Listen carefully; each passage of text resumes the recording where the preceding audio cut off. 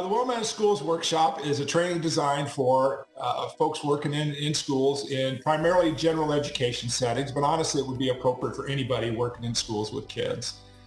With the idea of our model is designed to help teachers implement a social skills model in their classrooms, with really the focus on some very practical strategies about how to work more effectively with students.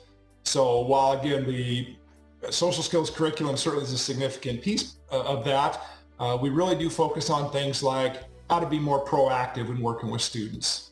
When you talk with teachers, lots of times you hear things like spend a lot of time just putting out one fire to the next and always reacting and always kind of feeling like we're behind the eight ball.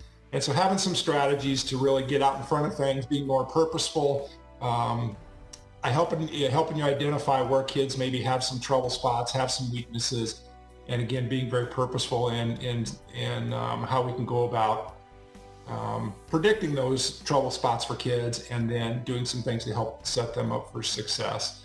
From there, then, of course, we talk about some ways to be more reinforcing with kids, building on the strengths that they have, certainly enhancing areas where they're maybe not so strong, helping kids learn that they can get their needs met through positive behavior versus too oftentimes what we see is the opposite of that.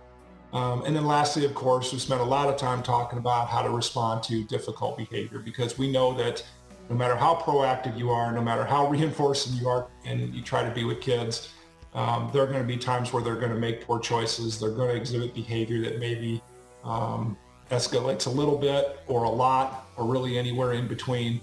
And so how do you manage those situations? How do you manage yourself? How do you manage maybe some students that might be observing what's going on? And then certainly how do you work with that student with the idea that really regardless of what the situation is, giving teachers some strategies to be able to effectively identify skill deficits that student has, and then actively teaching more appropriate alternatives.